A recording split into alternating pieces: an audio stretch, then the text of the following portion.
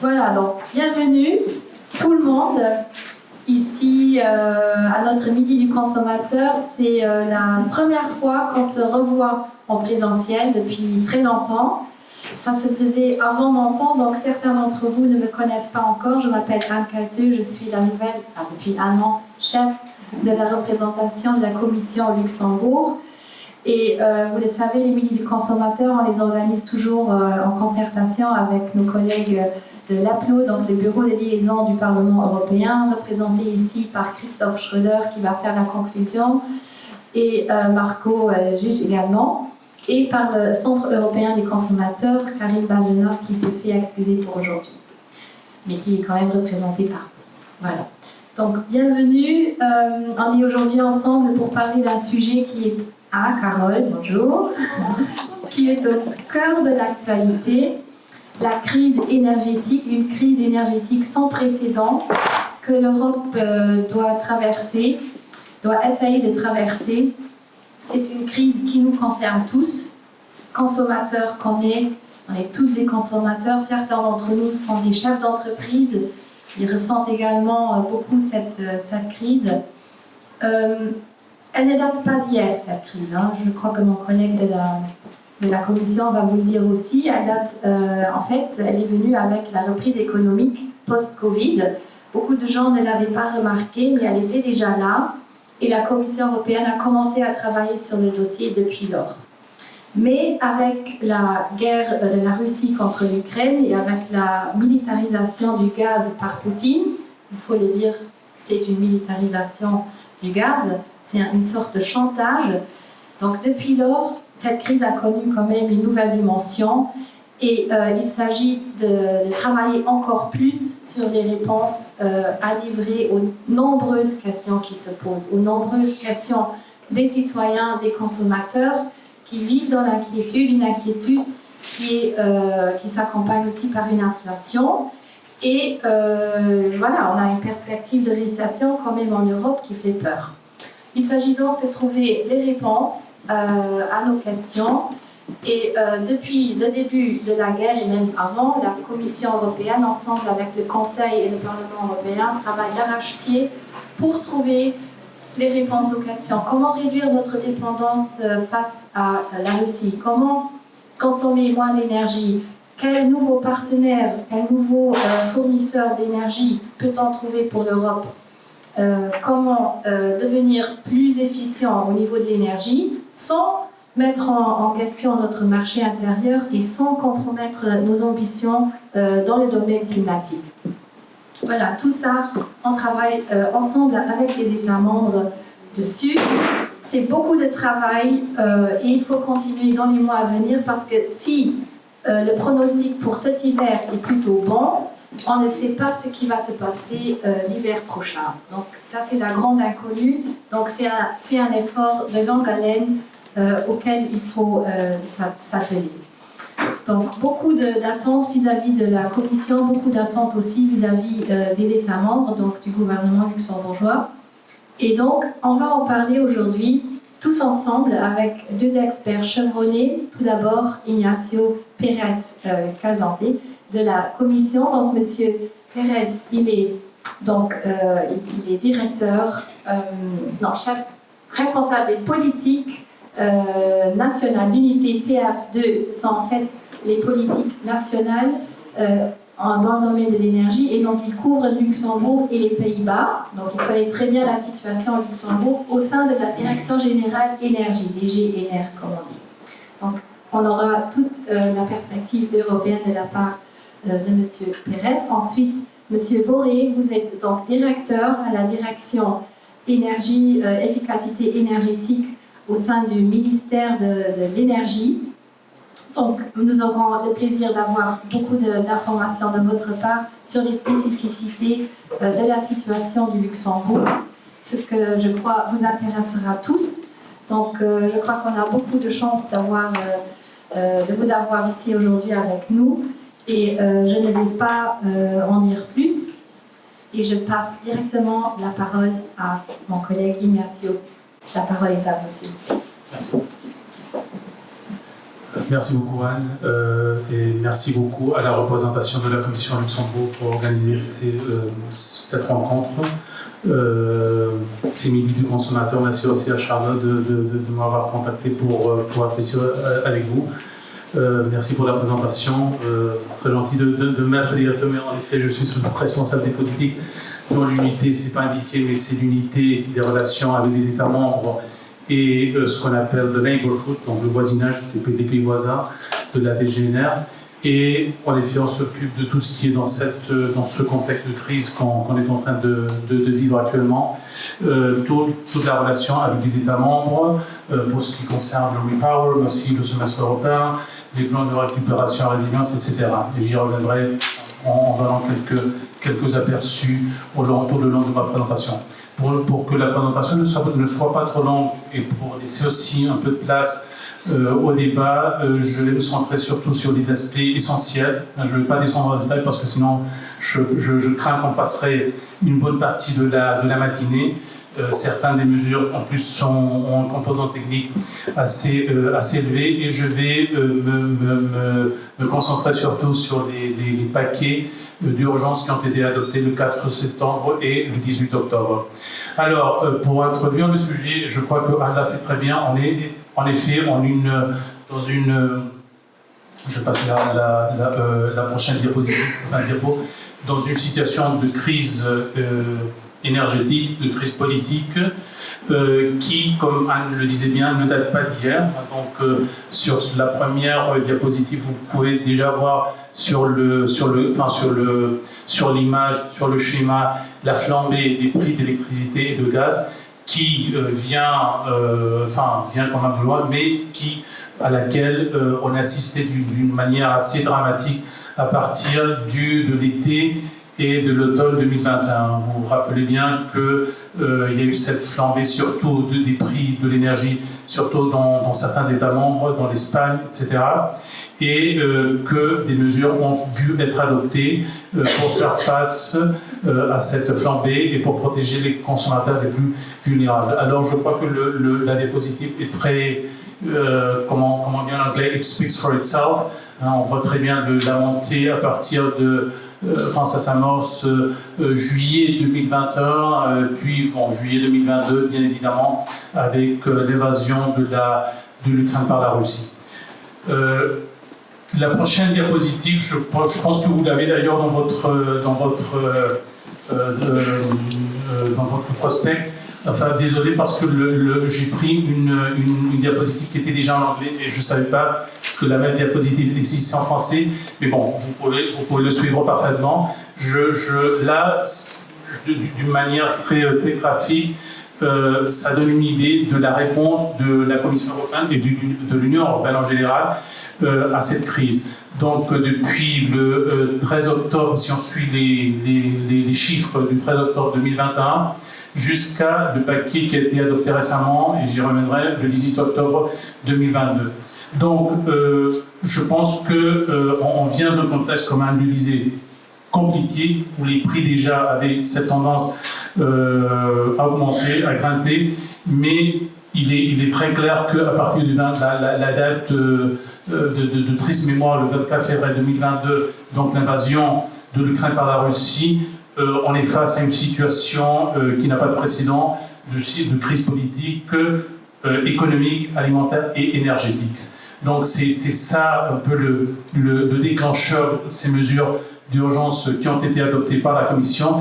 Mais si vous voyez dans le schéma, la Commission avait déjà agi à partir du 13 octobre 2021, donc avec la communication, la lutte contre la hausse des prix de l'énergie. Puis en mars 2022, il y avait eu déjà le outline du Repower EU. On se met déjà le 23 mars 2022, donc avec la proposition pour modifier le règlement d'approvisionnement du gaz. 20 ans après, etc., des campagnes par le IEA et la Commission, le 20 juillet 2022. Donc ça, et j'y reviendrai, le règlement avec des mesures pour garantir un hiver sûr. Gas Storage Regulation, le 27 juin, donc l'adoption du règlement de stockage du gaz. Et bon, le Repower, donc le plan du Repower en mai 2022. Et là, on passe directement, je dirais, aux deux paquets dont je vais vous en parler dans quelques instants, du 14 septembre et du 18 octobre 2022 pour faire face à cette crise. Alors, avant d'entrer vraiment dans la matière, je pense qu'il faut dire que, et la présidente von der Leyen le rappelle souvent, et le vice-président Timmermans aussi, c'est une crise, c'est un défi sans précédent, mais c'est aussi une opportunité pour l'Union européenne, pour les États membres. C'est une opportunité d'avancer vraiment dans la transition énergétique, dans la transition verte, de donner un coup d'élan aux renouvelables. Donc je pense qu'il faut voir, bien sûr, on est dans une situation très complexe, très difficile, d'un grand défi que nous avons devant pour les États membres, pour les consommateurs, pour les compagnies, mais c'est aussi une grande opportunité pour vraiment pousser les États membres à atteindre, disons, ou avancer dans la transition énergétique. Et ceci, je pense qu'il ne faut pas il ne faut pas le perdre de vue.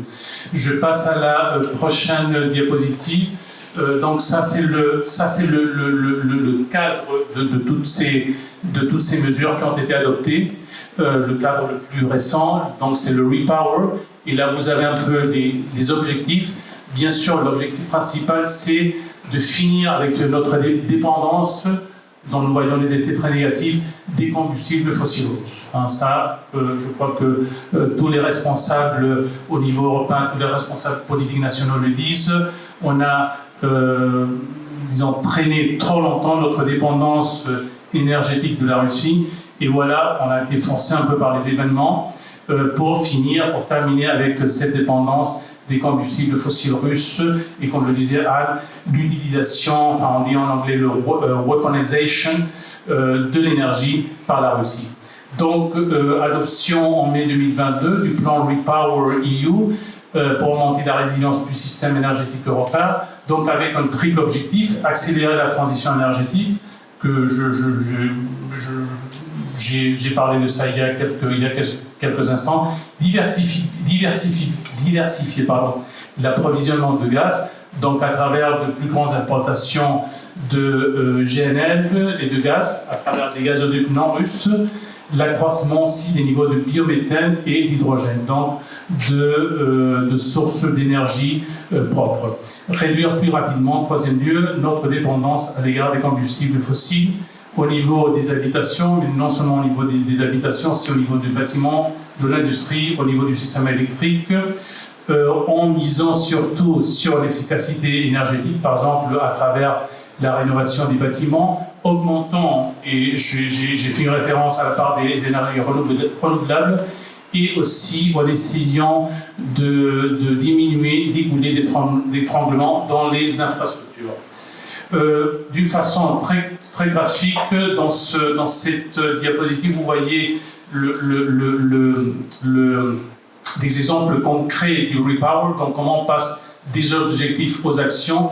Donc dans le tableau, ce que ça représente en termes d'augmentation de plusieurs combustibles et qui nous mène à cette indépendance des combustibles fossiles russes en 2027. Donc augmentation des importations de GNL à 50 milliards de centimètres cubes, gaz à travers des gazoducs 10 milliards de centimètres cubes, biométhane 35 milliards de mètres cubes, une économie d'énergie en total pour réduire la demande de gaz de 14 milliards de centimètres cubes, les toits solaires, les pompes à chaleur, les éoliennes et les solaires. Et ceci est bien capturé, je pense, dans le triangle, dans ce triple objectif de Repower, donc accélérer la transition énergétique, diversifier les sources d'énergie et réduire la demande. Avec l'augmentation de l'objectif d'énergie renouvelable de 40 au 45 jusqu'à 45% en 2030, et l'augmentation objectif d'épargne énergétique ou d'économie énergétique, je crois que c'est le mot plus correct, de 9% au 13% en 2030. Une communication importante avant de passer au paquet du 14 octobre et du 18 octobre. Donc, la proposition qu'a fait la Commission en juillet 2022 pour réduire la demande de gaz de 15% entre 2022 et le 31 mars 2023. Ce sont des mesures volontaires dans un premier temps, mais il s'agit essentiellement d'encourager l'abandon du gaz au profit d'autres combustibles, donc la priorité aux renouvelables, aux combustibles moins polluants, promouvoir les économies de gaz dans la production d'électricité et de chaleur, et encourager la réduction de la consommation industrielle et bien sûr une réduction du chauffage et de la climatisation dans les bâtiments. Dans la diapositive où il y avait le parcours de toutes les propositions, les initiatives qu'a pris la Commission, cette communication, qui est une proposition très importante, est reprise parce que justement il s'agit de préparer nos économies à affronter l'hiver qui sera, il est bien évident, un hiver difficile, tant pour les consommateurs que pour les entreprises. Je passe à la prochaine diapositive. Dans le paquet du 14 septembre 2022, une intervention d'urgence sur le marché pour essayer de réduire les factures d'électricité, donc à travers 3 outils, réduction de la demande, ceci est clé. Et c'est quelque chose, c'est un facteur sur lequel le vice-président, le président Van der Leyen, mais aussi le vice-président Timmermans insiste beaucoup. On ne peut pas être indépendant énergétiquement de la Russie si on ne réduit pas la demande. Ça, c'est clair. Donc, il y a beaucoup d'initiatives qui passent par ceci. Ceci est un principe axiomatique.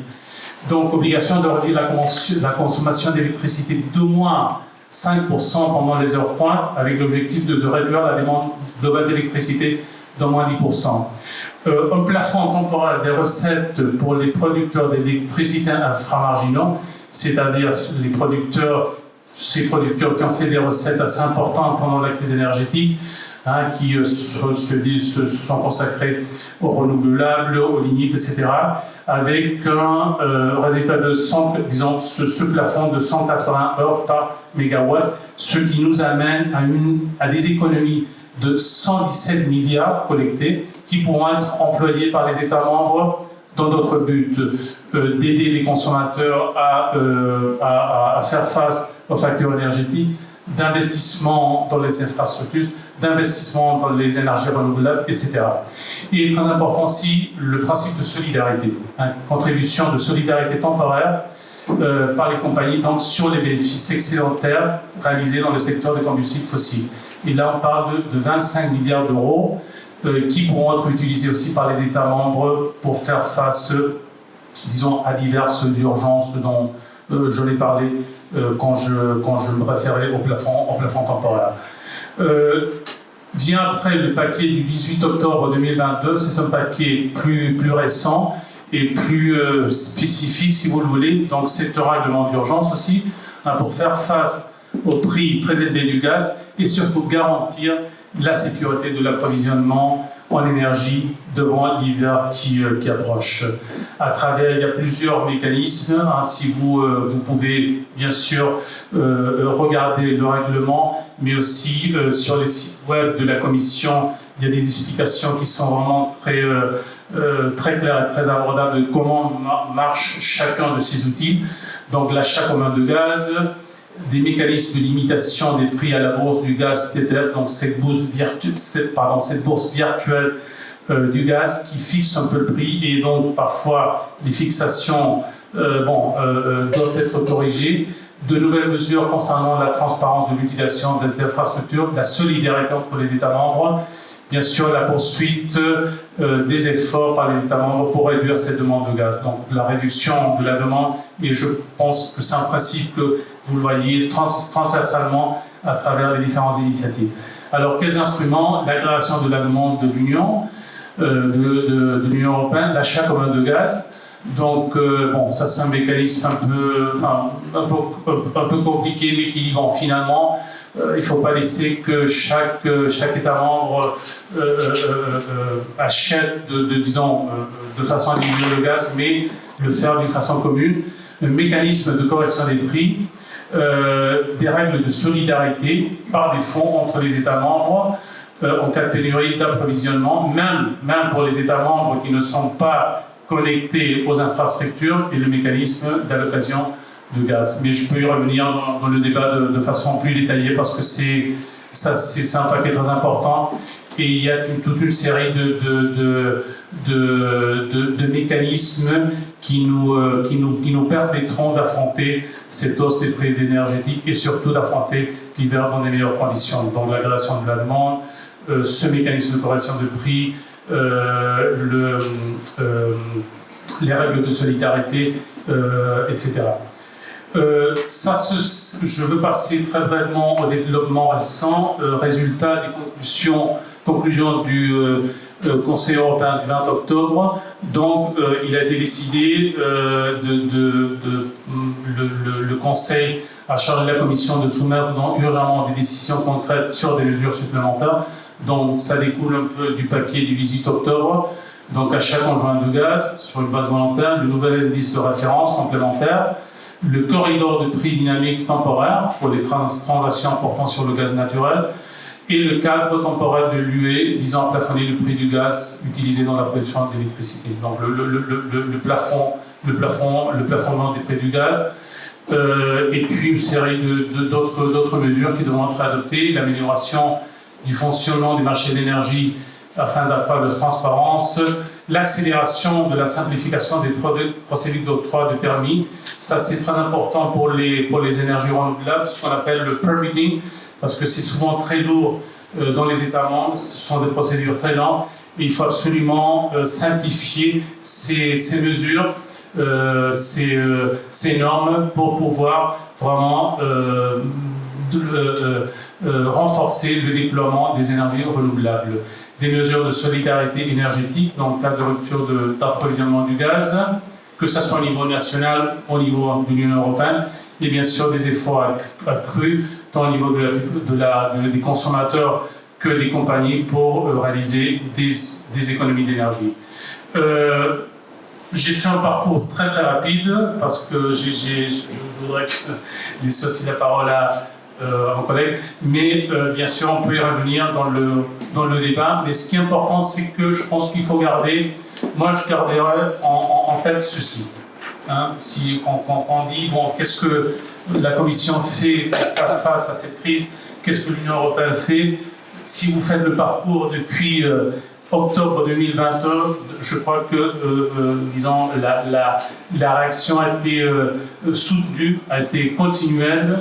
Bien sûr, nous sommes on y réfléchit beaucoup, hein, à la Commission, à la DGNR, à la Commission, dans une situation inédite, sans précédent. On ne sait pas ce qui va se passer demain, malheureusement, mais je pense que aussi ça a été une véritable preuve épreuve pour la solidarité entre les États membres. Je pense que, bien sûr, il y a des différences entre les États membres, il y a des différences. C'est ce qu'on doit élargir, par exemple, le système pour le cap des prix d'électricité qui est en place en Espagne et au Portugal, ce qu'on appelle le mécanisme ibérique à d'autres pays. Et il y a des différences entre comment est-ce qu'on doit mettre un cap sur le gaz. Il y a bien sûr des différences, mais je pense que jusqu'à présent, l'Union européenne a montré une solidarité et une cohésion qui sont la seule façon de faire face à ce défi et à cette crise énergétique. Merci beaucoup.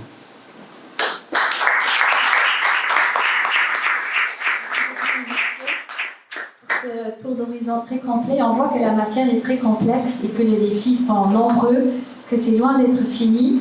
Le mot de solidarité, j'aimerais aussi le souligner. Effectivement, cette crise a soudé les États membres entre eux. Bon, hier, au Conseil Énergie, on a vu qu'ils ne sont pas encore tout à fait prêts pour faire tous les compromis qu'il faut pour avoir cet accord sur le paquet du 18 octobre, mais on continuera à travailler, notamment lors du nouveau Conseil Énergie extraordinaire le 24 novembre. Et j'espère qu'on aura un accord à ce moment-là. Voilà, donc je passe maintenant à la parole à M. Boré pour nous élucider sur tout ce que le Luxembourg veut faire pour contribuer à cette lutte contre la crise énergétique et pour également répondre à vos questions en tant que consommateur, vous qui voyez arriver les factures tous les mois dans votre boîte à lettres. Monsieur Boré. Merci Madame Crateux. Et bonjour à tout le monde. On peut passer au prochain slide. Ah oui. Donc, comme M. Pérez l'a dit, moi je ne vais pas répéter un peu tout ce qui s'est passé. Donc ça a commencé avant la guerre, mais depuis la guerre, c'est vraiment devenu très très critique. Il y a eu beaucoup de, comme vous l'avez vu maintenant, il y a beaucoup d'initiatives et de réglementations, de choses qui ont été mises en place par la Commission européenne, ce qui, déjà pour nous, c'est pas facile à suivre et à tout comprendre parce qu'il y a tellement de choses différentes. Déjà, retenir tous les noms des différentes initiatives, c'est déjà pas facile. Donc, ce que moi je vais essayer de faire, c'est de vous montrer un peu qu'est-ce que le Luxembourg a fait ou est en train de faire, qui vous concerne plus directement en tant que consommateur, ça peut être un ménage ou une entreprise. Les mots-clés pour le Luxembourg sont les aides en urgence. Donc les prix ont tellement monté qu'il faut aider tout de suite avec quelque chose. On ne peut pas dire on va faire du photovoltaïque, un jour ça ira mieux, les prix sont là aujourd'hui, donc il faut réagir direct. Après, évidemment, réduire la consommation qui a aussi déjà été dit, et pour pouvoir le faire aussi en même temps des aides à plus long terme pour réduire sa dépendance. Les deux, l'outil que vous connaissez probablement au Luxembourg, c'est le fameux accord tripartite. Donc à chaque fois qu'il y a des crises au Luxembourg qui sont un peu plus sérieuses, il y a un tripartite qui se met ensemble entre le gouvernement, les entreprises et les syndicats qui représentent un peu tous les consommateurs. Et cette année-ci, on en a déjà eu deux, ça on n'avait encore jamais eu. Et les deux, comme Anne-Crateux vient de le dire avant, il y a le mot de solidarité. Donc l'un s'appelle paquet de solidarité, le deuxième paquet de solidarité 2.0. Donc c'est vraiment le sujet de solidarité, pas seulement entre les membres, les États membres de l'Union européenne, mais aussi au Luxembourg, et on va le voir plus à la fin quand on viendra au point des économies d'énergie. Les trois gros sujets sont à chaque fois d'abord freiner l'inflation. Comme vous le savez, l'inflation, on peut dire c'est bon parce que les salaires augmentent, mais demandez aux entreprises, si l'inflation augmente, tout devient plus cher. Il faut compenser par l'indexation que nous avons heureusement au Luxembourg, mais il faut que quelqu'un le paye. Donc, une idée derrière ces paquets, c'est de freiner l'inflation, de ne pas dire on ne fait plus d'indexation, ça c'est pas tellement bien vu, mais de plutôt dire on freine l'inflation, comme ça on n'a pas besoin de faire de l'indexation tout le temps. Après, c'est les aides plus directes pour les entreprises et les ménages, et là je vais revenir dessus. Et finalement, le plus important, donc, est à court terme, réduire la consommation et après supporter la transition énergétique. Ça c'est un peu la suite logique. Et ça, j'essaierai de vous expliquer un peu ce que le Luxembourg a déjà fait et où vous allez vous retrouver aussi, dans quelle situation vous vous trouvez. Donc la base, si on parle maintenant d'abord d'entreprise, ce qui est important à savoir, entre une entreprise et un ménage, un particulier, il y a une très grande différence. Pour les particuliers, en gros, on peut dire on peut à peu près faire ce qu'on veut. Si c'est une entreprise, il y a la DG compétition au niveau européen, il y a des règles très strictes et précises. Quelle aide est-ce qu'on peut donner à une entreprise pour éviter qu'il y ait de la concurrence déloyale entre les pays ou entre différentes entreprises. Donc ça, c'est quelque chose qui n'arrange personne quand il y a une crise, parce que c'est toujours assez difficile. Donc nous sommes en contact avec la Commission européenne tous les jours actuellement pour clarifier les détails. Mais c'est quand même important de l'avoir, parce que si on ne l'aurait pas, ce ne serait pas mieux, disons comme ça. Maintenant, il y a eu des aides, déjà avec le premier accord tripartite pour la liquidité des entreprises, donc des aides directes, de nouveau liées à des conditions très spécifiques. Si une entreprise fait de la perte et qu'elle peut démontrer que ses prix d'énergie ont augmenté d'une certaine façon, etc., si elle a besoin de liquidité, l'État peut donner une garde depuis juillet 2022, donc ça c'était suite au premier accord tripartite et au fameux Temporary Crisis Framework, c'est comme ça que ça s'appelle au niveau européen. Donc les aides temporaires qui vont beaucoup plus loin que ce qu'on peut faire normalement et qui sont pour l'instant limitées jusqu'à la fin de cette année-ci, mais qui sont en train d'être prolongées encore aujourd'hui jusqu'à la fin de l'année prochaine. Et ça, c'est des aides où on peut... donc normalement, la référence actuelle, c'est si mes coûts en tant qu'entreprise ont augmenté de plus que 200%, alors je peux avoir une compensation sur une partie du surcoût, 30 à 70%, en fonction de ma taille, etc. Et il y a encore certains secteurs qui sont plus énergie intensifs que d'autres. Donc là, il y a des différences. Mais que expliquer ça, on pourrait passer la moitié de la journée. Donc les entreprises le savent entre-temps.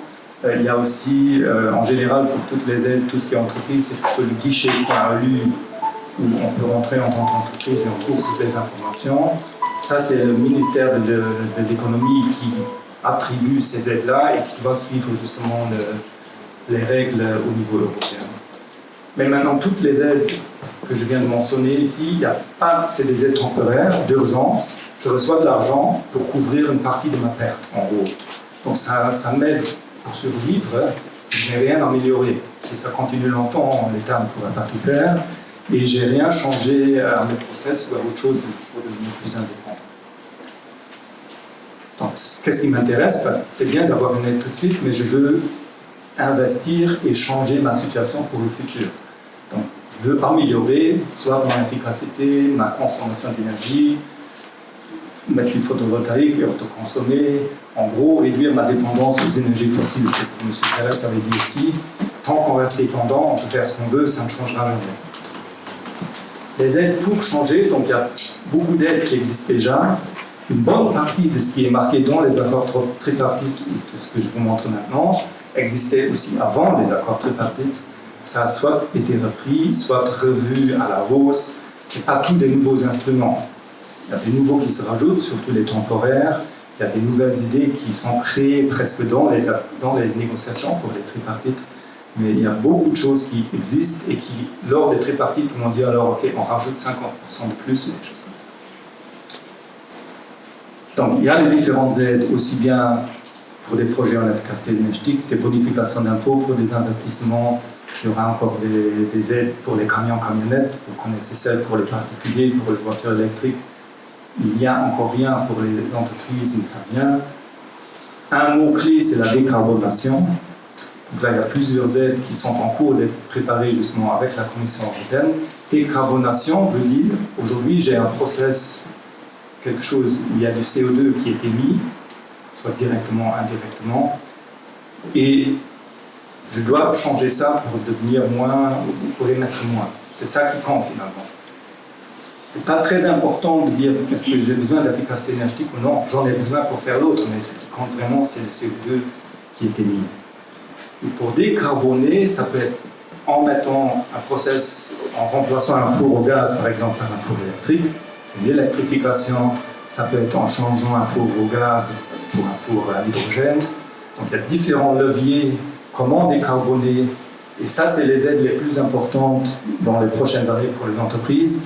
Parce que malheureusement, c'est rare que si je change mon processus pour un processus décarboné, que ça devient moins cher. Souvent, les processus actuels, imaginons un four à gaz dans une usine, c'est des fours qui tournent depuis toujours, qui ont été optimisés pendant des années et des années. C'est la dernière technologie, ils sont très bons au niveau efficacité. Et si je change sur un four à l'hydrogène, par exemple, qui est peut-être le seul qui existe sur le marché actuellement, parce que ça commence à venir, il n'est probablement pas encore aussi efficace qu'une technologie qui a 30-40 ans. C'est un peu malheureux, mais il faut le faire quand même. Et pour pouvoir le faire, il faut aider les entreprises. Sinon, le produit devient beaucoup plus cher et ils ne le feront jamais. Donc, il y a des idées comme un de-risking pour comment acheter son énergie électrique. Pour les entreprises, il y a l'idée du Power Purchase Agreement. Donc, j'achète de l'énergie verte, par exemple chez Park Eolien en Allemagne, qui me fournit exactement cette énergie-là, que pour moi, et je lui garantis un prix sur 10 ans. Ça marche déjà aujourd'hui, mais il faut enlever le risque. Parce que s'il y a trop de risques, ils ne vont pas le faire. Là, nouveau, on pourrait expliquer pendant des heures sur le sujet, mais c'est un peu compliqué. Et Une chose importante, c'est aussi l'autoconsommation. La meilleure énergie, c'est celle qu'on produit soi-même et qu'on utilise. On a une fois investi dans une installation, mais à partir de là, on est indépendant, rarement à 100%. Un particulier chez lui à la maison, il pourrait encore tout juste y arriver s'il met vraiment. On va voir après quelle aide on peut donner pour ça. Dans une entreprise, c'est un certain pourcentage, mais chaque pourcent compte. Il y a, comme toujours, il n'y a pas une solution qui règle tous les problèmes, il y en a beaucoup. Et si elles s'accumulent, ça peut marcher.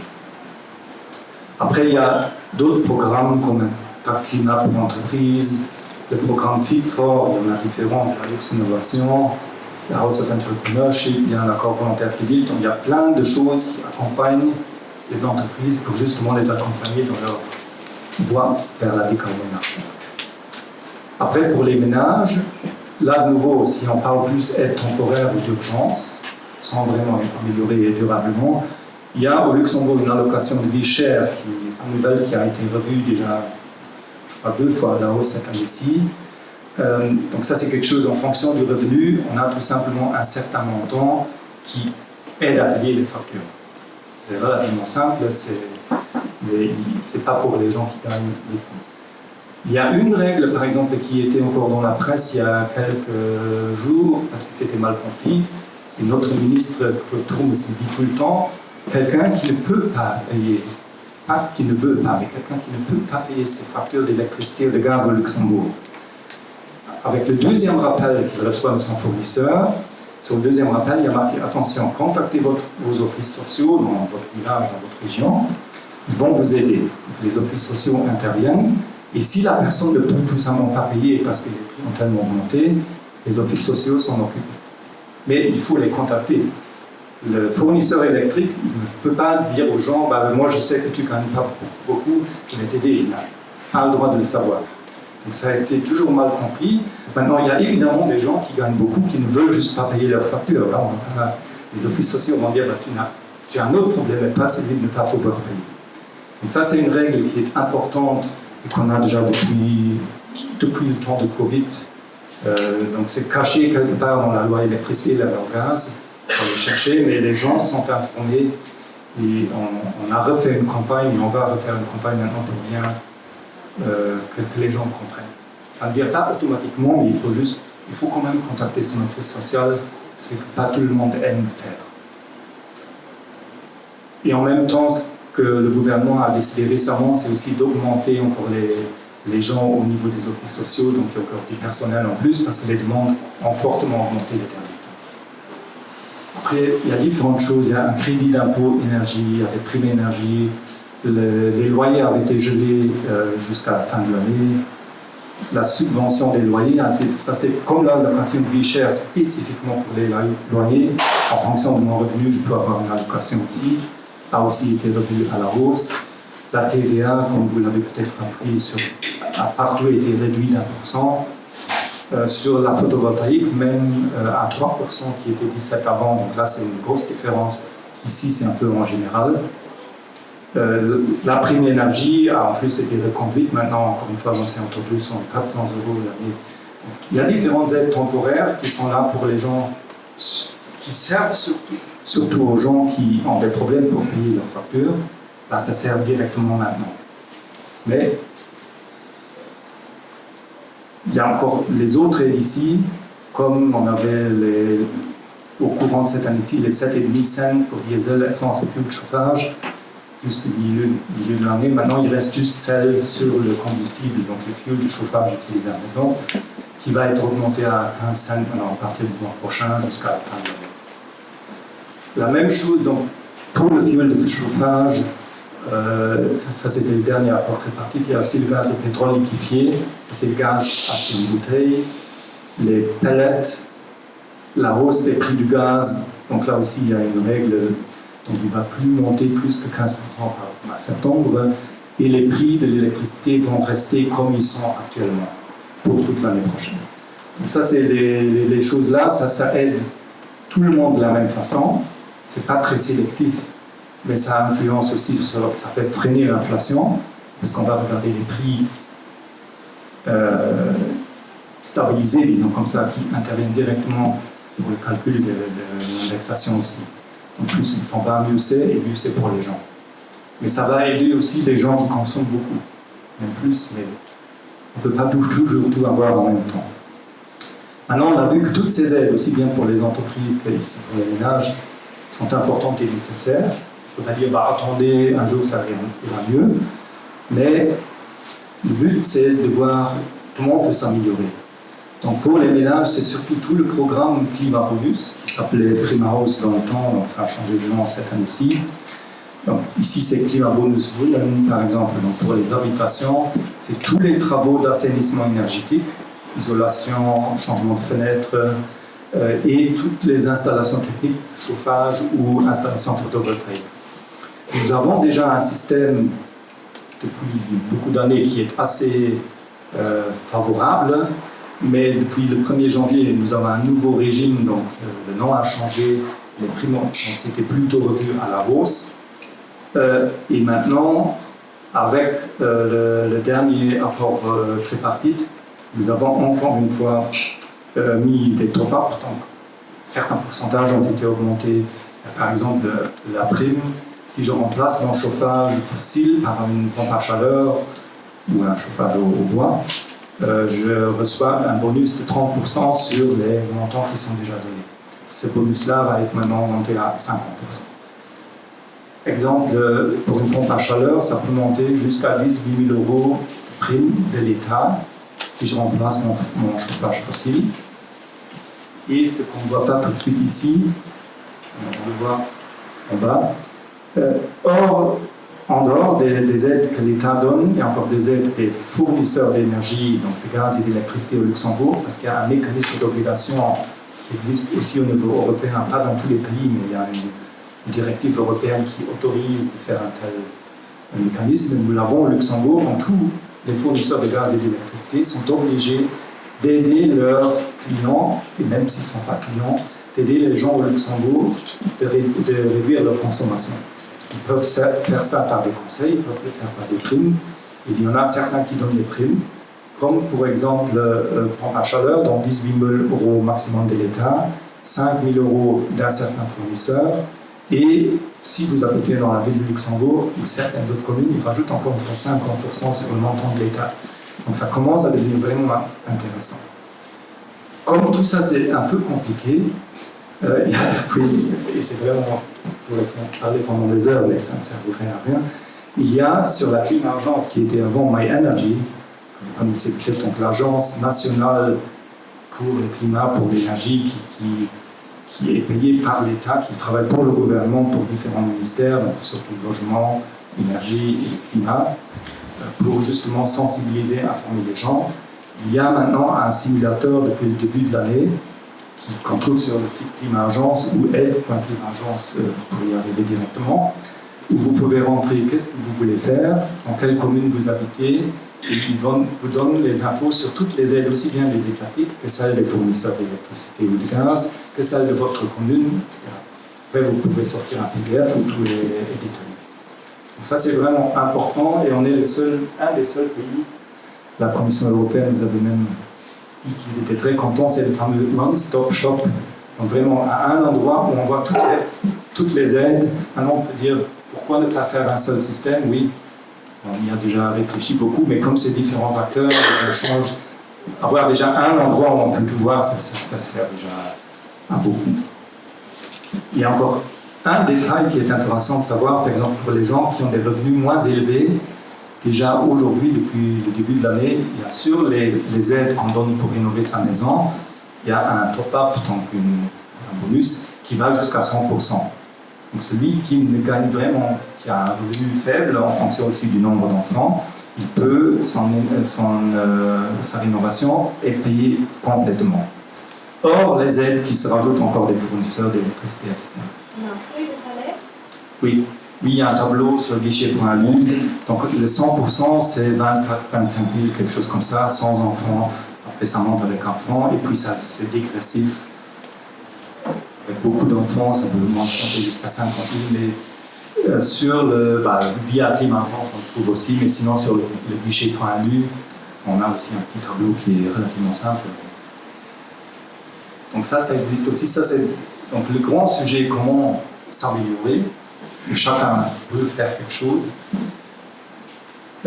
Ce qu'il ne faut pas négliger non plus, ce qui est obligatoire au Luxembourg, c'était toujours le conseil en énergie.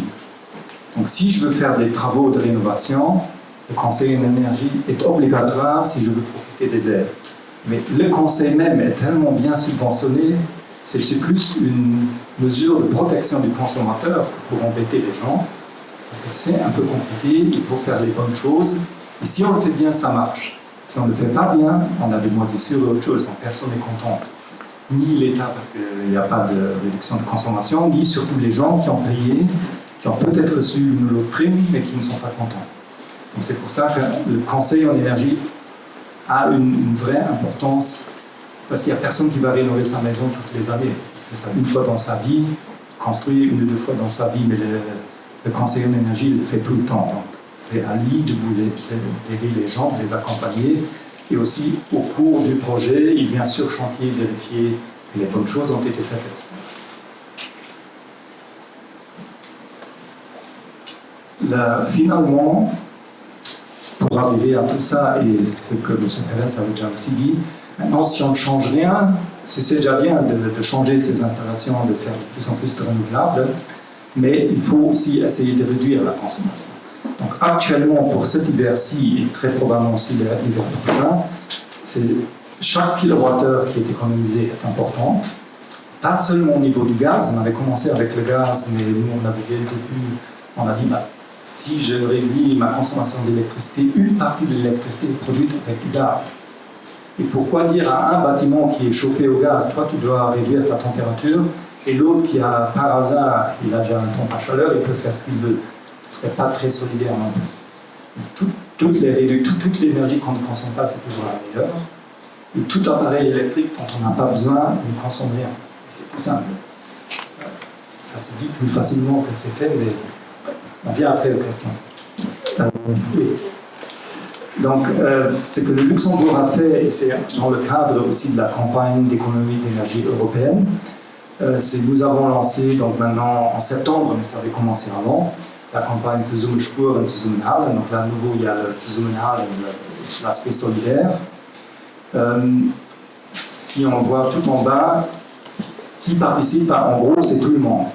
Donc, ceux qui avaient commencé largement avant tout le reste, c'est les entreprises, l'industrie, parce qu'ils sont tellement proches des prix des énergies. Ils ont déjà commencé, avant que la guerre ne démarre, ils avaient déjà commencé à avoir des sérieux problèmes où ils ont réagi. Ils n'ont pas attendu la campagne, mais maintenant ils font partie de la campagne aussi. Après, il y a l'État et les communes, surtout au niveau des bâtiments. Vous l'avez peut-être remarqué les derniers jours. Depuis la semaine dernière, il y a la première commune où l'éclairage public, par exemple, est éteint la nuit entre 1h et 5h du matin. Les bâtiments sont moins illuminés. Donc il y a plein d'actions, de mesures qui ont été mises en place par les différentes communes, au niveau de l'État aussi. Au niveau de l'État, c'était même une autre instruction. Pour les communes, nous avons fait des recommandations. Nous n'avons rien à leur dire directement, mais la plupart ont déjà leur programme qui va souvent très loin. Et après, il y a à la fin aussi les particuliers. Et ça, c'est en premier lieu pour réduire sa consommation, ça veut dire réduire ses coûts. Et c'est aussi participer solidairement à la campagne totale. Ce qu'il faut comprendre, et ça c'est un peu spécial, c'est pour l'instant, tout est au niveau volontaire. Au niveau européen, les pays sont un peu obligés, mais ce n'est pas encore la phase ultime. Si au niveau volontaire, tous les pays arrivent à atteindre les objectifs, il n'y aura pas de phase obligatoire. Au Luxembourg, c'est clair, on est toujours dans la phase obligatoire. Pour l'instant, pour cet hiver-ci, la situation est bonne, mais l'hiver n'a pas encore commencé avec 22 degrés à l'extérieur et 15 la nuit. C'est facile d'économiser du gaz, même pour les particuliers. Il y a tout simplement le chauffage, ne se met pas en marche. Mais ça ne veut pas dire que dans un mois où, surtout janvier-février, c'est les mois les plus froids, donc il faut garder en tête, même si les prix ont un peu été stabilisés, il y a toujours le risque qu'on peut avoir des problèmes. Et s'il y aurait plus assez de gaz, disons comme ça, ou de l'électricité, alors il y a des plans d'urgence Les plans d'urgence, ceux qui sont toujours protégés, c'est les particuliers, les écoles, les hôpitaux. Ils ne seront jamais coupés du gaz ou de l'électricité. Et malheureusement, les premiers, ou heureusement pour les autres, les premiers qui seraient coupés sont les grandes industries. Maintenant, on peut dire, moi, je ne suis pas une grande industrie, ça ne m'intéresse pas. Mais si les industries commencent à être à l'arrêt, ça coûte énormément d'argent. Les gens qui travaillent, qui auront du chômage partiel pendant un certain temps, et c'est certainement pas bon pour personne de dire c'est l'industrie qui va être à l'arrêt. Et ce seront les grands, et ce n'est pas pour 1 heure ou 2 heures, ce sera pour des journées ou des semaines. Donc là, il y a aussi un mécanisme spécial, si ça vient au niveau obligation, qui peuvent s'entraider entre eux. L'un peut dire, moi je vais arrêter un peu plus longtemps, et alors l'autre n'a pas besoin d'arrêter, ils peuvent s'échanger un peu leur quota. Mais ce qui est important de savoir, vraiment pour tout le monde, si moi je participe, moi-même j'ai déjà un avantage, mais j'évite qu'on aura peut-être un CO2 problème plus tard. Pour l'instant, c'est aussi l'électricité, aussi un gros sujet, parce que, notamment en France, il y a la moitié des centrales nucléaires qui sont à l'arrêt, pour différentes raisons, soit la grève ou des problèmes techniques. Il y a de l'électricité qui devient juste, et il y aura des heures de pointe, c'est normalement entre 18h et 20h du soir, et un peu à midi, où tout le monde rentre, tout le monde veut faire la cuisine. Donc là, on pourrait avoir, il y aura probablement une campagne qui sera lancée, mais juste avant, ça ne sert à rien de lancer ça en janvier, si c'est pour décembre, où on va dire aux gens, quand sont les heures où je devrais essayer d'éviter d'enclencher un maximum d'appareils. Et là, de nouveau, ce seront certains industriels qui vont, si j'arrête un four électrique, c'est une grosse différence, il faut déjà arrêter beaucoup de ménages. Et dans les ménages, ça ne veut pas dire tout arrêter, mais peut-être pas charger sa voiture électrique quand je rentre le soir entre 18h et 20h, mais la mettre en charge à partir de 20h, quand le pic est passé. C'est pas qu'il y aura en général pas assez d'électricité, mais ce seront les heures de pointe où ça pourrait devenir. En gros, ça c'était le résumé. Et je pense maintenant on peut passer aux questions. Merci beaucoup.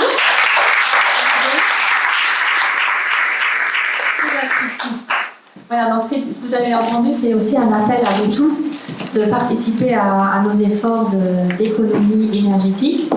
Vous tous, et c'est maintenant à vous de poser vos questions à nos experts pour en savoir un peu plus. Si jamais il y a eu des points non adressés par M. Pérez, par M. Boré, c'est maintenant le moment pour vous de devenir actif. Qui veut prendre la parole? J'ai une question oui. pour M. Pérez qui consiste en l'énergie éolienne. Il y a des tas de contradictions pour l'énergie éolienne, des détracteurs, etc. C'est une vraie bagarre. Et il existe une énergie éolienne verticale qui ne dérange pas tellement la vue et le son. Pourquoi est-ce que cette énergie verticale n'est pas plus répandue?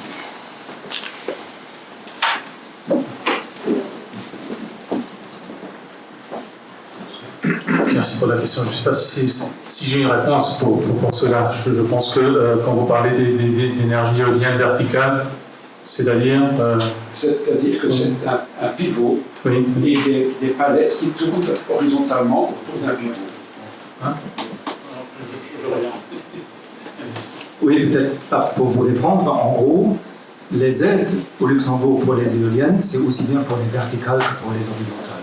Donc, horizontales, pour ceux qui connaissent moins, c'est les rotors qui tournent comme ça, et les verticales, c'est comme une hélice qui tourne dans ce sens-là. Donc, il n'y a pas de raison pourquoi quelqu'un ne pourrait pas en faire. La grosse différence, c'est que ça, au niveau prix par kilowattheure produit, les verticales ne sont pas aussi intéressantes. Déjà, les très grandes n'existent presque pas. Là où c'est une bonne solution sur les îles, donc en autarkie, de plus petites installations, il y avait même un producteur au Luxembourg, le Swirl, qui avait fait plusieurs installations. Il y en a une à Beaufort sur le château d'eau. C'est à peu près la seule qui existe. Et si on regarde le prix par rapport à ce qu'elle produit, il faut dire tout de suite non, c'est bien, mais pas rentable. Sinon, celui qui vient demain et qui dit moi j'ai un projet rentable, je veux une aide comme les autres éoliennes aussi, il a son aide. C'est nulle part spécifique et c'est interdit. Et c'est pour ça qu'on en voit très peu en Europe. Mais sur une île ou quelque part, ça peut être intéressant parce que c'est plus facile à monter, etc. Non, simplement, je voulais dire que justement, merci pour la présidente technique. C'est vrai que quand on voyage en Europe, et bon, les pays qui sont producteurs d'éoliennes, il y a le Luxembourg, mais le pays dont je suis originaire, l'Espagne, on en voit partout.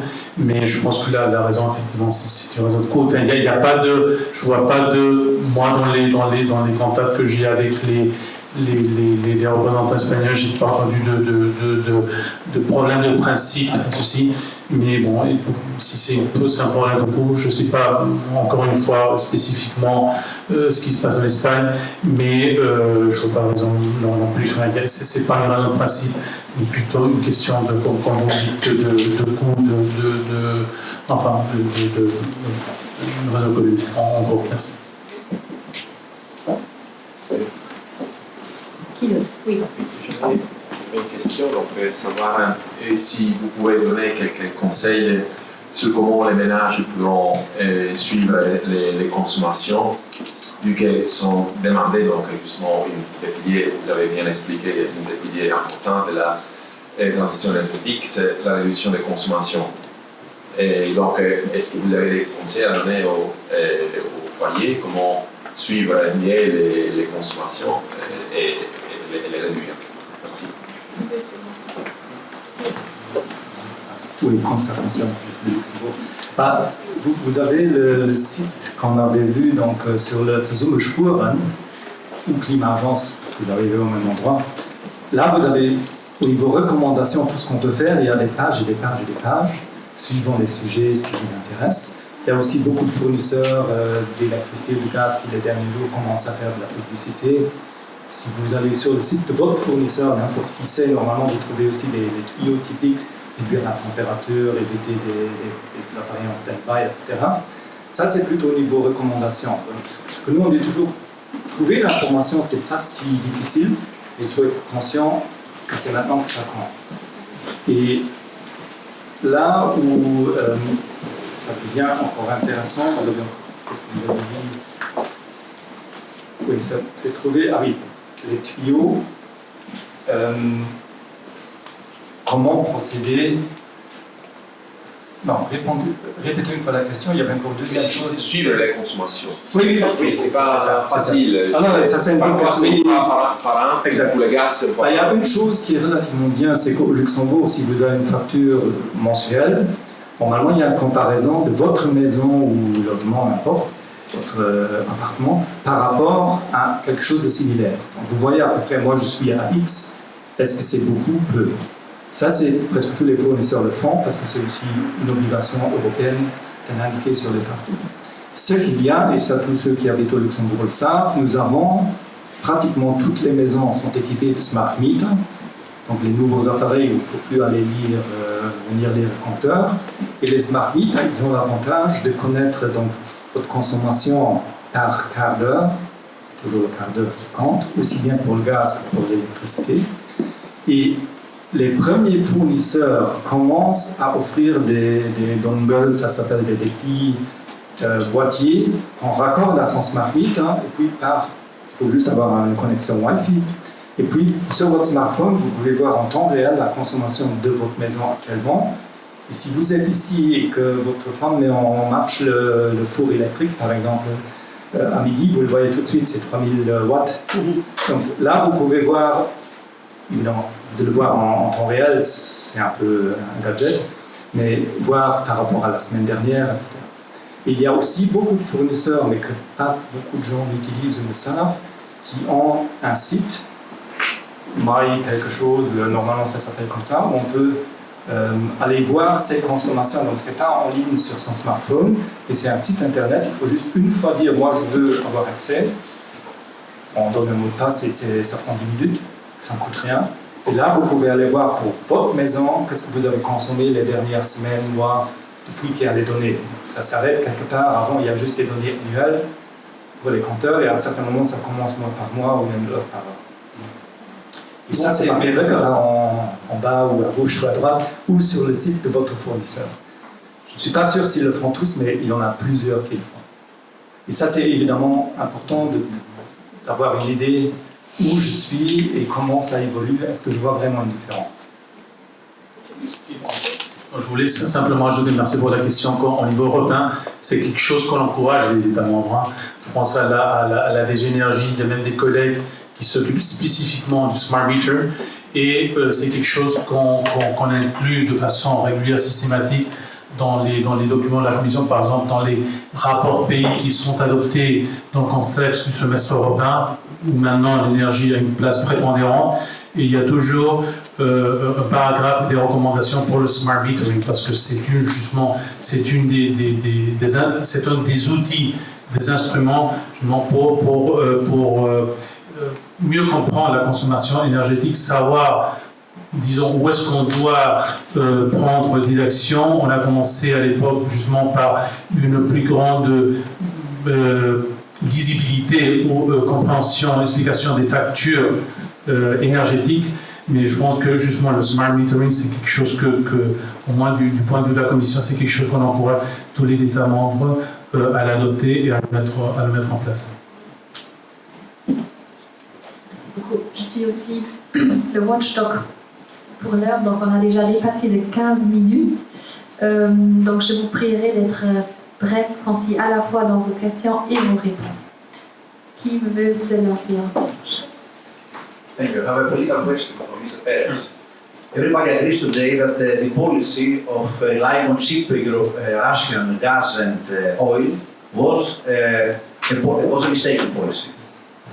Because although Europe had seen the nature of Putin's Russia when it invaded Georgia in 2008, Ukraine in the first instance in 2014, then it intervened in Syria and Libya, Europe again pretended that nothing was wrong, and they continued to import cheap Russian oil and natural gas. And even now that we are speaking, we see that Europe is still importing natural gas and oil from Russia, even now, after so many months of war and so many months of sanctions. But we see again that there are two regions near Europe that are very important for Europe's autonomy in the field of energy: Eastern Mediterranean and Libya. And again, we see that in these two regions, we see the interference of foreign powers, Russia, especially Libya with mercenaries there, and Turkey in Libya and in the Eastern Mediterranean. Turkey is actively involved in disrupting all the energy projects in the Eastern Mediterranean by drilling and searching the Cypriot PDC and threatening to not to allow the East Med or other pipelines to go to bring natural gas to Europe. And also in Libya, the illegal memorandum, and having also troops there in western Libya and supporting the regime in Tripoli. So my opinion is that the response of Europe in these two areas, which could provide Europe with much needed energy, is not the appropriate one. What do you have? Thanks a lot for the question. I will reply in English. Maybe if it's a political question, it should be addressed to those who are politically responsible in the EU, but okay, I will try to answer nevertheless. No, what you said, I think is absolutely true. I mean, I think this has been a wake-up call. I mean, the crisis that we're living, the invasion of the Ukraine by Russia. I mean, and there was so much talk before this about that energy supply should be diversified, about decreasing the energy dependence and fossil fuels from Russia. And all of a sudden, we're confronted with this reality. So, I mean, this has something that has been, I think, very much in the mind of the European leaders. But you know what happens in the EU, that sometimes, you progress, and I think Robert Schuman said this very clearly, when you're confronted with the president, all of a sudden it's like fast forward. And on the question that you raised about the Mediterranean, I don't know specifically the case of Libya. I mean, there are already very close contacts since many months ago, for example, with Algeria. I mean, to diversify the gas supply, and especially, I mean, Spain, as you know, has a very, there's a pipeline line, Spain and Algeria, and there are, continuous contacts with the Mediterranean, with the Northern African countries. I don't know the specific case of Libya, but certainly with Algeria, to try to diversify that gas supply, and in order to be less dependent from Russia. I will not go into the details of the more politically or whether in the more specific area of foreign relations, because I think that's something, it's a question to be asked to those who are politically responsible in the EU. But certainly, I think, it's something that perhaps should have happened some time ago to take the steps to be less dependent from Russia. But now I think the adequate steps are being taken, and it's true that again the crisis is quite unprecedented. Thank you. Yes, indeed, and the President has said it herself in the speech on the State of the European Union that the European Union has done some mistakes in allowing this dependency to build up. But now we are really reacting in order to avoid this happening again. Je vous propose la chose suivante. On prend encore une question du public et pour tout le reste, pour ceux qui ont encore le temps, nos deux experts seront disponibles peut-être par après, encore pendant un certain temps, pour répondre à vos questions autour d'un sandwich ou une boisson. Alors, une dernière question du public. Au fond, s'il vous plaît. J'ai un peu l'impression que vous traitez surtout les consommateurs qui ont leur propre maison. Pour les locataires qui dépendent d'un propriétaire qui ne veut pas investir, et pour les gens qui habitent en résidence où 70% des frais sont des frais communs et où le syndic ne transmet pas les informations autrement qu'une fois par an, je ne vois pas comment vos mesures peuvent avoir une efficacité, ni au Luxembourg, ni dans le reste de l'Europe. Oui, ça c'est un bon point parce que c'est clair que dans tout ce qui est rénovation énergétique s'adresse évidemment aussi aux résidences. Il y a d'ailleurs, c'est surtout via le ministère du Logement, on travaille par exemple en tant qu'énergie très étroitement avec eux. On a fait une révision de la loi sur les copropriétés justement qui est en cours pour changer aussi les niveaux de décision, donc les majorités qu'il faut avoir pour certaines décisions. Parce que se décider chez soi à la maison, si on habite seul, faire une rénovation, c'est déjà pas si facile. Si on est à 2 ou 3 ou 4 ou 5 pour prendre la décision, ça devient vraiment compliqué. Ce que nous sommes en train de faire, c'est aussi de faire une sorte de recette de cuisson, on l'avait appelé comme ça parce que c'est un peu ça, pour les bureaux d'études, pour dire si une résidence doit être rénovée, qu'est-ce qu'un bureau d'études doit faire comme pré-étude, analyse, pour bien définir qu'est-ce qu'il faut faire, parce que vous ne pouvez pas demander à 10 personnes dans une copropriété, mettez-vous d'accord et dites-nous ce que vous voulez, ils ne vont jamais le savoir. Il faut leur mettre sur table et dire pour votre résidence, on va faire une analyse, on va vous expliquer quel split il faut faire, combien il faut faire pour avoir les aides, on peut aussi vous accompagner après pour la réalisation. Et ça, c'est donc une idée toute nouvelle qu'on est justement en train de préparer pour donner comme guide à tous les bureaux d'études et à toutes les copropriétés pour dire si vous suivez ce chemin-là, ça peut marcher. Il faut toujours décider, à un certain moment, il faut encore payer, mais il y a les aides qui sont là, sont aussi bien pour les copropriétés. Et donc là, il y a plusieurs choses en cours, mais on sait que c'est un des points les plus difficiles. La même chose pour les locataires qui n'ont déjà pas le choix de dire quoi que ce soit, ils peuvent toujours mettre un peu la pression sur le propriétaire, mais au Luxembourg, avec la demande qu'il y a, il va vous dire allez autre part, il n'y a pas de problème. Là, c'est plutôt, on a maintenant des avantages pour les propriétaires pour faire quand même quelque chose. Donc il y a amortissement accéléré, il y a différents moyens où financièrement ça peut être très intéressant, mais apparemment ça ne suffit pas encore. Donc là, on est en train de voir aussi, et vous allez le voir, il y a des directives européennes qui sont en train d'être revues, notamment celles sur la performance des bâtiments, où ça va dans le sens d'obligation. Je crois que ça a été dit hier encore. Le but, c'est qu'en 2050, tous les bâtiments soient net zero. Donc, tous les bâtiments qui sont là aujourd'hui vont presque tous encore être là en 2050. Donc, ça ne veut pas dire que les nouveaux sont bons, c'est bon. La rénovation, c'est le plus gros sujet toute l'Europe. Ce n'est pas le plus facile, c'est pour ça que c'est le plus gros. Et l'idée, c'est justement d'aller maintenant aussi, dans une certaine mesure, à des obligations, moins pour le particulier qui habite dans sa maison seul et qui ne veut rien changer. Ce sera comme ça. On va essayer de l'inciter par des aides, mais le propriétaire, par exemple, qui veut louer ou mettre sa maison en location, il devra atteindre un certain niveau à partir d'une certaine année. On ne peut pas dire ça aujourd'hui pour l'année prochaine, mais il y aura une partie d'obligation, et ça c'est ce qui est encore en train d'être discuté les prochaines semaines. Dans quelle mesure la directive va être contraignante, moins contraignante. En tout cas, Luxembourg a aussi prévu d'y aller sur ce sujet-là. Voilà, merci beaucoup pour vos réponses très instructives à tous vous deux. Je vous remercie pour votre attention, pour votre participation aujourd'hui. J'espère vous revoir à notre prochain Midi du consommateur en présentiel.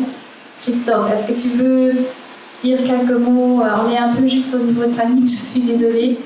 Je vous donne rendez-vous à notre prochain Midi du consommateur. Donc vous recevrez bien sûr nos informations si vous êtes inscrit sur notre mailing. Si vous ne l'êtes pas encore, vous avez la chance de le faire maintenant, l'opportunité juste derrière vous sur le piano. Vous pouvez le faire ici même ou un peu plus tard à la maison par voie digitale. En tout cas, on a été contents de vous avoir eu parmi nous. On espère vous revoir bientôt. Je vous souhaite une très bonne après-midi. Et donc, si vous avez encore des questions, nos deux experts, que je remercie vivement, sont encore là quelques minutes pour vous répondre. Merci beaucoup.